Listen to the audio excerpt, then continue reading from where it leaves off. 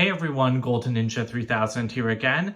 Today I'm reviewing Star Wars set number 75284, Knights of Ren Transport Ship. The set has 595 pieces, it's for ages 9 and up, and it retails for $70 in the US. That's a little bit of a ridiculous price. This is one of the only Rise of Skywalker sets to release after the movie. I think that this is actually the only one that released in August 2020. And, I really hope that we get some more Rise of Skywalker stuff, but let's get into this because we do have two awesome exclusive minifigures in this set. Here is Rey. Now, this is the exact same minifigure that we got in the 2019 Rise of Skywalker sets in the Pisana Speeder Chase. That makes sense because this is like the same location in the movie. So, of course, she hadn't been through all of the wear and tear yet. But the face is just ridiculous. They've been using that face for Rey since 2015. So even though I love the printing on this minifigure, I'm just sick and tired of that face. Because using the same face for a minifigure for 5 years when she is the central protagonist of the sequel trilogy, it's just ridiculous. I wish that she had different expressions. She can be a lot more expressive than just slight smile or slight frown. And that's just all this minifigure gives us. So I'm just very disappointed that they didn't make a new face for her for the Rise of Skywalker. LEGO just calls both of the Knights of Ren Knight of Ren on the box. They do have names in universe. I think this one's name is Kuruk, and I really love this minifigure. The Knights of Ren are really interesting looking characters. It's a shame they were nothing in the movie, but I really love the printing here because of all of that metallic detail. You can just see how it shines. And then he does have a brand new exclusive molded helmet that also has a bunch of detail and printing in it, so I really appreciate that. The entire base color for him is gunmetal gray, which is a fantastic LEGO color, so I'm pretty happy about that. He does have some back printing as well. Underneath, all of these figures just have a plain black head, so that's kind of disappointing, but then I guess I also like that better than if they just gave them the angry clone face. This one's name is Cardo. Now, I really like his torso printing as well because it's even more detailed than the last one, I think, just because he has some more stuff going on, he's holding stuff on his chest. And then the leg printing is really nice as well. He does have a more built-up gun than Kuruk, except his molded helmet is not as intricate. This is probably one of my least favorite just helmets because it's just really kind of flat and boring to me. He does have a little bit of back printing as well. And like all of the other Knights of Ren, just a plain black head. So here is the ship for the Knights of Ren. I believe in universe it's called the Night Buzzard. I don't know why LEGO isn't naming these things. I understand naming it Knight of Ren Transport Ship because people might know what the Knights of Ren are, but they wouldn't know what the Night Buzzard is. But I don't know, I just think it's a little bit odd that these things do have names and LEGO chooses not to use it. I do really like the design here. I love the different angles. I really like how the engines are built. There's some great detailing in here with these hose pieces that are put in at an angle. Now it's a little bit difficult to lock into place, but it looks great on once it's finished. So on the side you do have some guns. These don't shoot. At the front you do have spring-loaded shooters. Those do have an activation area, which I'll show in just a second. And I did not mean to break that off, but I do really like the front grille as well that's built up with all of those different kind of paneled tiles. And then there is some fine detailing on the top, which is nice to see because this isn't a hugely expensive set, so you wouldn't expect to see a ton of detail around here. At the back, you do have some more guns in these areas. And then this kind of looks a little bit like a satellite dish or something to me. At the back, you can see that really nice engine design that's set at an angle. They look wobbly, but they are really stable. It's just the way that they're connected. So I did like building these a lot because they're really just flat and smooth. And then they do have that nice orange glow along the sides. There is a little grill piece back here as well. And then I really like these angled bricks that they use back here. It kind of reminds me of how bugs have kind of exoskeleton covering. And then at the bottom, this is where the set gets bad because as you can see, that's all just a frame. There's no actual depth or anything to this set. It's all just a skeletal frame with those pieces pasted onto it. So they have these kind of ski blade pieces as the landing gear. This one flops around pretty weakly, but these have friction in them. I do like that landing gear. I think it's a great detail. I just think it's really stupid that this entire ship is really just like, it's like when Lego buildings are facades, you know, there's no depth here at all. So from the outside, it looks like you're getting like a really decent sized ship for your money. And then it turns out that there's nothing to it. Like what you see on the outside is pretty much all you get. There is a little bit of interior space right back there behind like those ladder pieces. So let's get into that now. All right, so we've got a couple of places that you can put minifigures. So you can like fold up these hatches, and over here you have like really tiny compartments for the Knights of Ren to stand in. I think that those are supposed to be places for their weapons, but it's kind of hard to fit their weapons when like they're also sitting there. Over here you have another space.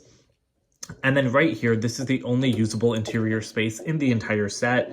It's just like that little kind of 4x4 studded area, except one of the studs is covered up by those ladder pieces. So you don't even have a 4x4 area inside this ship. You have a 3x4 area. That's insanely stupid for a set that calls itself Knights of Ren Transport Ship.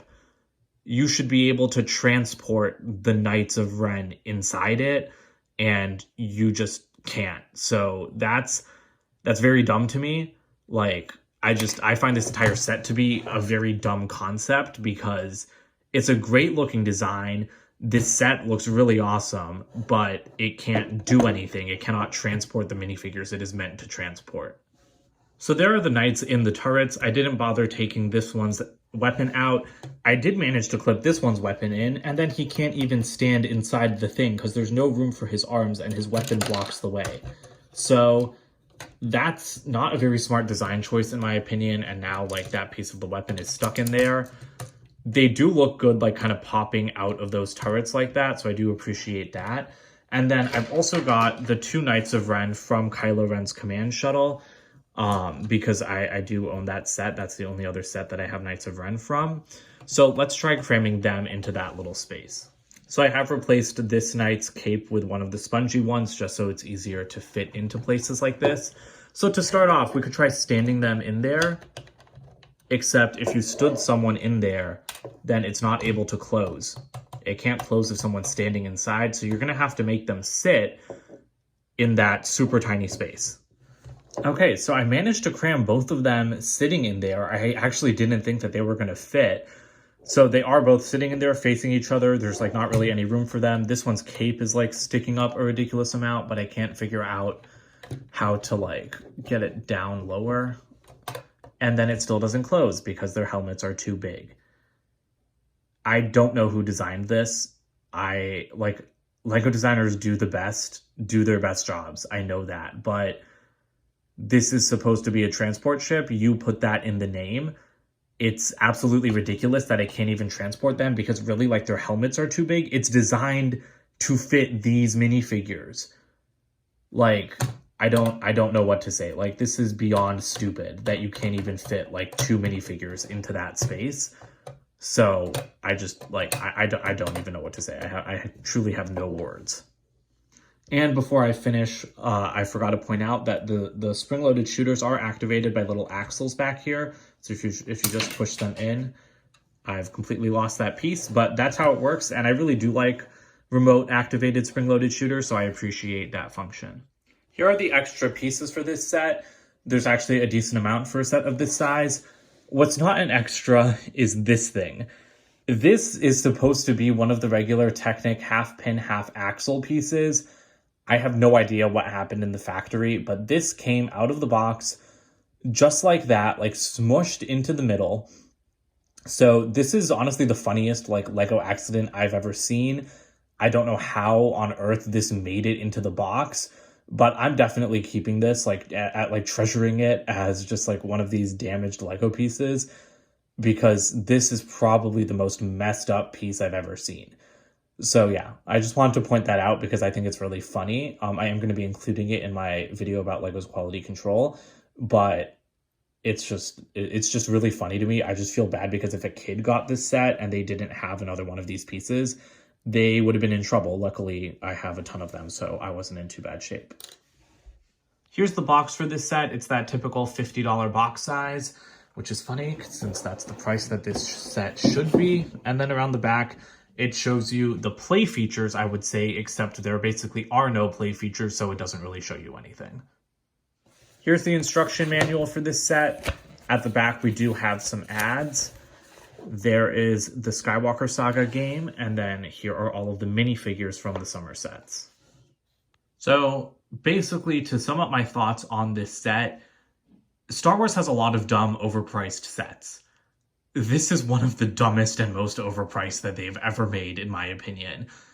I cannot believe that this thing is $70. I don't know. It's like that new General Grievous ship that they're trying to sell for $80. That's how bad this set is to me. Like, I don't understand what went through their head when they're like, yes, let's sell this thing for $70, and also let's design a set that can't fit any of the people it's meant to fit. Like, I got those two knights in there. I got them sitting down. That's the lowest they can go. And it still won't close over their helmets. Now remember, those two aren't included in this set. They're coming from the Kylo Ren's shuttle set. But there's another two in the Sith TIE Fighter and the Poe Dameron's X-Wing set that I don't even have. And if I did have them, where would they go? They can't fit anywhere in this build. There's nowhere for them to be unless they want to just be standing on the sides.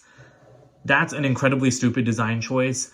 This set should not be $70. Either make a $70 ship that can actually fit the minifigures you're saying it can fit, or just make this a $50 set the way it is. Like, you don't even need that section, and just make this a $50 set, because this would be a great $50 set. This would be an okay $60 set. Like, if this was $60, I'd be like, oh, you know, it's just because Star Wars is overpriced, but like, whatever, that's not too bad. At $70, this is completely freaking ridiculous. Like, I feel like I'm complaining a lot here, but that's how dumb the choices here are to me. 3 minifigures in a $70 set, that's pretty weak. 2 of them do have brand new exclusive molds for the helmets. I'll give them that, but you should still have more than 3 minifigures in a $70 set when there's so little to do. Like, throw in Poe or Chewbacca or Finn. Those are all reused figures just like Rey. So yeah, I'm very unhappy with this thing. Luckily, I got it for 20% off. I paid $56 for this. I still think that that's a little bit high because, like I said, this set should not be any more than $50. And I cannot begin to express my disappointment with this thing, which is a shame because I don't understand why they couldn't have just made it slightly bigger, included some more like play space. I just don't know what went wrong. Why couldn't they have even just risen this trapdoor section up by like a brick of height? That would have fixed like one of my biggest problems here. So don't buy this set. I would not recommend buying it. Like, if you like the design, try to get it at a discount, but I would say wait for a 30% discount, not even 20. And I'm usually the kind of person to say, like, you know, if it's a 20% discount, it's a no-brainer. So that really sucks. This set's very disappointing. I hope we get more Rise of Skywalker sets. I mean, the movie was like garbage, but I do want, you know, like an Episode 9 Palpatine and like his throne room and stuff like that. But if they're going to be overpriced garbage like this set, then actually I don't want it, and LEGO just shouldn't make it. So that sums up my thoughts over here. Don't forget to comment, like, and subscribe, and I'll see you guys in more videos soon. Bye for now.